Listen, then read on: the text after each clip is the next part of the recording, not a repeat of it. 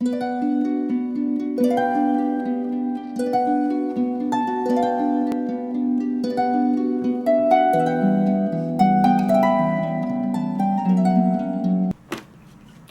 guys, it is Wednesday here at Witches of the Moon, and I am your hostess, Blythe.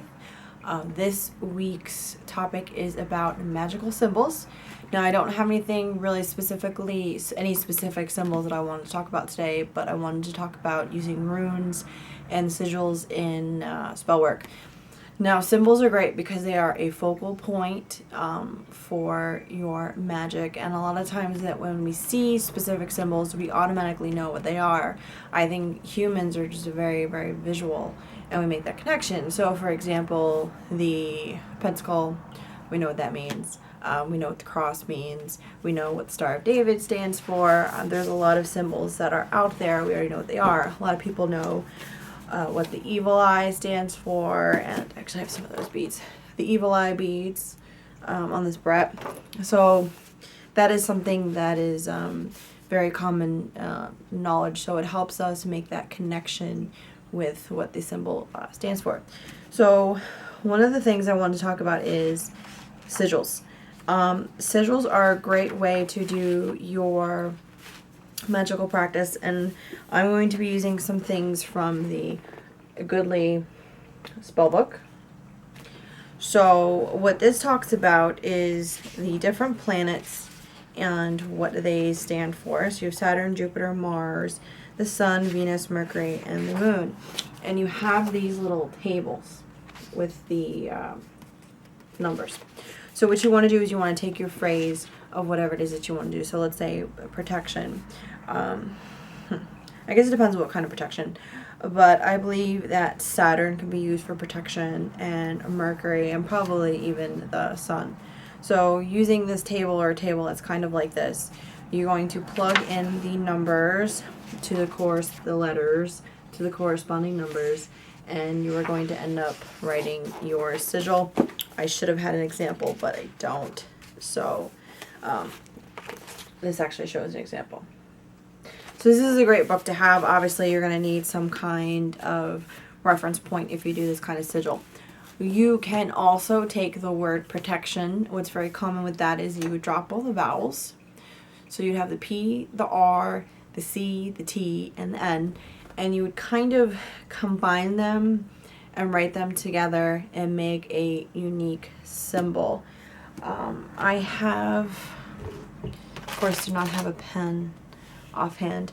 I have what I would consider a sigil that I do of my name. Oh, here we go.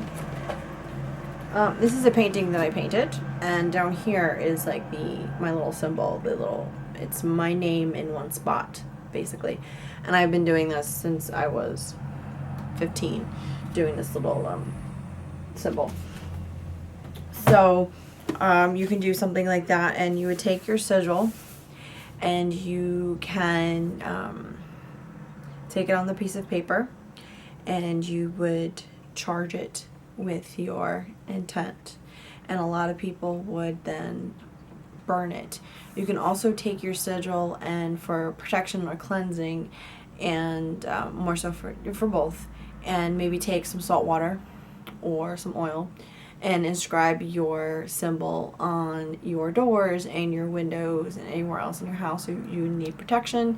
You could do it on yourself if you wanted to, on anything really. If you had anything that needed to be protected, a special book or something, your book of shadows, you could put that on there for protection. So that's very very cool, very good thing to know. I want to say it's important.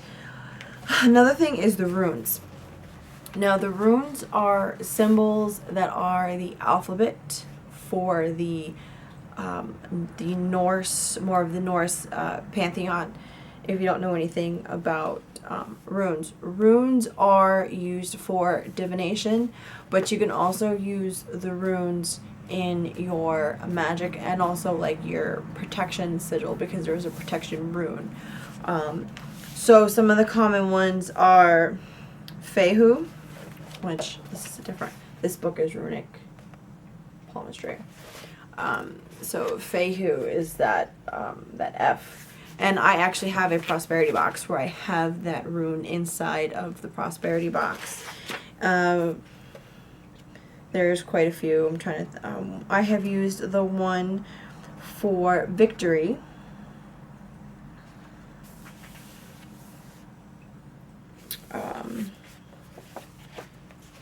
This is the rune for victory. You have the fertility rune.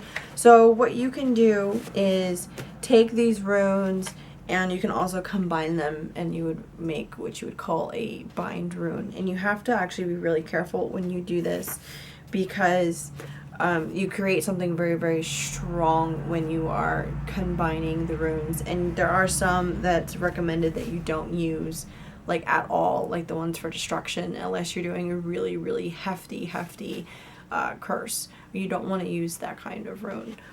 So you really do need to do your research on your runes and your symbols before you use something like that. But they are very beneficial. I've used the victory rune with different kinds of things I needed to do with paperwork, and you can kind of hide that in your signature or your initials if you need to.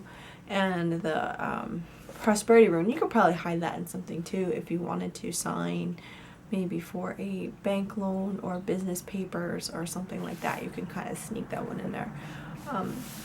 You can inscribe them on your candles. You can write them on your glass encased candles.